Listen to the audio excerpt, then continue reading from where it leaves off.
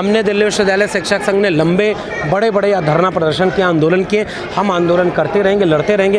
हम अपनी कक्षाओं में जाकर लोगों को पढ़ाएंगे, विद्यार्थियों को पढ़ाएंगे और सड़क पर आकर के लड़ेंगे भी। तो पढ़ाई और लड़ाई साथ साथ चलती रहेगी। सर, जैसे आपने कहा लंबे समय से आंदोलन चल रहा है, जो दूता करता रहा है, हम भी कई बार हमने भी कवर किया है, तो क्या कोई आश्वासन मिलता है? आश्वासन संसद में मिला है।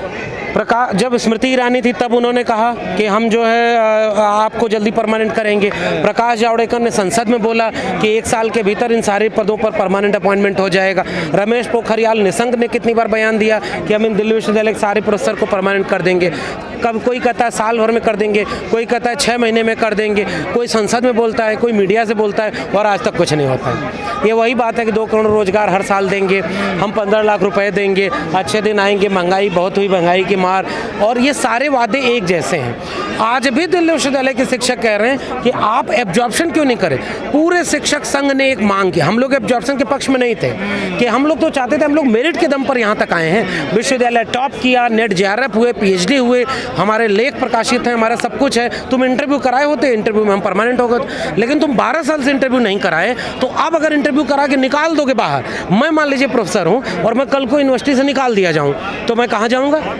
ये दोष मेरा नहीं है कि मैं 12 साल से एडहॉक पर हूँ, ये दोष सरकार का है। इसलिए अब सरकार से ये दिल्ली विश्वविद्यालय शिक्षक संघ कह रहा है कि 1 टाइम रेगुलेशन ला करके, जैसे राजस्थान में हुआ, जैसे पंजाब में हुआ, जैसे उत्तराखंड में हुआ, जैसे यूपी में हुआ, जैसे दिल्ली में हुआ, जितने लोग टेम्परेरी काम कर रहे थे उसकी दोषी सरकार है। इसलिए सरकार उन लोगों को एक बार फौरी प्रावधान दे कि सबको जो जहाँ पढ़ा रहा है उसको परमानेंट कर दे। उसके बाद जो वैकेंसी बच रही है, EWS पर 25% एक्स्ट्रा एक्सपेंशन मिला है, OBC सेकेंड ट्रेंच मिला है, इसमें हजारों सीट बनेंगी, उन सब पर फ्रेश अपॉइंटमेंट कराइए, देश भर से लोगों को ले आइए। लेकिन बहुत देखिए उम्मीद इनसे नहीं है। ये सरकार में बैठे लोग आज वादा किए कल पलट गए। इसलिए हम तो उनसे पूछते हैं, तुम्हारे हिंदू राष्ट्र में, तुम्हारे विश्व गुरु बनने में हम प्रोफेसर कहाँ खड़े हैं?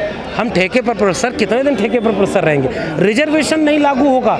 ठेके पर प्रोफेसर रखने का मतलब है कोई रिजर्वेशन नहीं। गेस्ट यहाँ पर नियुक्ति होती है, उसमें कोई रिजर्वेशन देता है, कोई नहीं देता है। लेटरल एंट्री जैसे UPSC में आई ना, 340 लोग IAS बन गए, उसमें एक भी दलित, पिछड़ा, आदिवासी नहीं है। अब लेटरल एंट्री से प्रोफेसर भी बनेंगे। आपको PhD की जरूरत नहीं है, आपको नेट JRF की जरूरत नहीं है, आप लेटरल एंट्री से प्रोफेसर बन जाएंगे। कौन प्रोफेसर बनेगा भाई?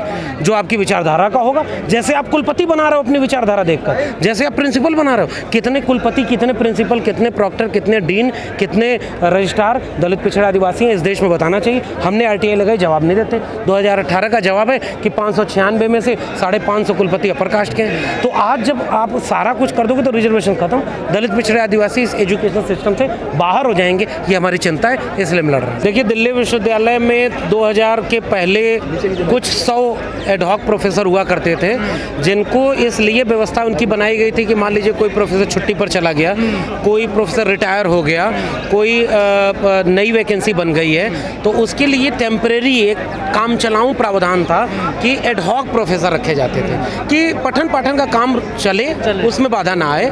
इसके लिए जो प्रावधान किया गया था, आज 2022 आते आते मैं एक अंदाज़ा बता रहा हूं कि अगर 10,000 विश्वविद्यालय में प्रोफेसर हैं, दिल्ली विश्वविद्यालय में 10,000, तो उसमें से लगभग 6,000 प्रोफेसर ठेके पर हैं। हम सारे लोग ठेके पर प्रोफेसर हैं। तो ओवरऑल जो एक पॉलिसी चल रही है ना पिछले 8 साल से, हालांकि ये पॉलिसी पिछले 2-3 दशकों से है कि जब न्यू लिबरल पॉलिसीज़ आई, नव उदारवादी नीतियाँ आई, तो सरकारी संस्थानों को धीरे धीरे प्राइवेट हाथों में बेचा जाना शुरू हो गया।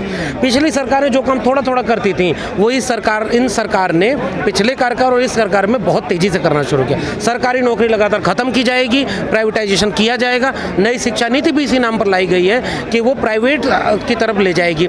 इसलिए जो हम लोग प्रोटेस्ट कर रहे हैं वो कोई नया प्रोटेस्ट नहीं है। दिल्ली विश्वविद्यालय शिक्षक संघ जैसा ट्रेड यूनियन तो देश के किसी विश्वविद्यालय में बचा भी नहीं है। ट्रेड यूनियन खत्म कर दिए गए, वहाँ पर ठेके पर प्रोफेसर भी नहीं है, गेस्ट पर प्रोफेसर रखे गए, किसी को 10,000 मिल रहा है, किसी को 15,000। दिल्ली विश्वविद्यालय में कम से कम असिस्टेंट प्रोफेसर की पूरी सैलरी हम लोगों को मिलती है, लेकिन 12 साल हो गए मुझे अकेले, मैं ठेके पर प्रोफेसर हूँ।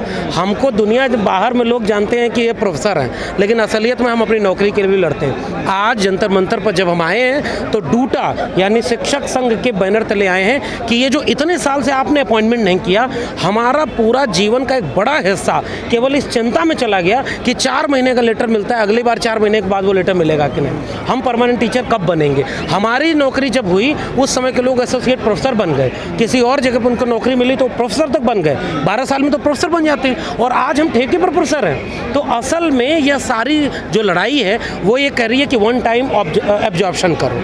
एब्जॉर्प्शन से पूरी तरह आप सहमत नहीं हो सकते, कह रहे भाई प्रक्रिया पूरी नहीं होती, सेंट्रल यूनिवर्सिटी में एब्जॉर्प्शन नहीं हो सकता, लेकिन काम चलाऊं रास्ते को इतना बुरा कर दिया गया है कि विश्वविद्यालय बर्बाद हो जाएं और इसके लिए कोई परमानेंट नियुक्ति नहीं की जा रही है। तो सर ये दिक्कत दिल्ली विश्वविद्यालय में या दूसरों में भी? दूसरी जगह तो एडहॉक ही नहीं है। दिल्ली विश्वविद्यालय शिक्षक संघ एक लड़ने वाली ट्रेड यूनियन थी, तो यहाँ एडहॉक बचे हैं। बाकी जगहों पर आप जाएंगे तो पता चलेगा 5,000 10,000 में गेस्ट पढ़ा रहे हैं, उनको न कोई टीचिंग एक्सपीरियंस होता है, न उनको ढंग से सैलरी मिलती है, और उनको कई गुना काम लिया जाता है। इसलिए ये जो प्रोफेसर्स हैं वो ये मांग कर रहे हैं कि भाई विश्वविद्यालयों को बर्बाद होने से बचाना अगर है, अगर वाकई विश्व गुरु बनना है, तो विश्व गुरु बना, बिना गुरु के कैसे विश्व गुरु बनोगे। तो आप प्रोफेसर को ठेके पर रख रहे हो, यानी मैं अगर क्लास में पढ़ाने जाऊं तो मुझे पता ही नहीं कि अगली क्लास में मैं आ पाऊंगा या नहीं।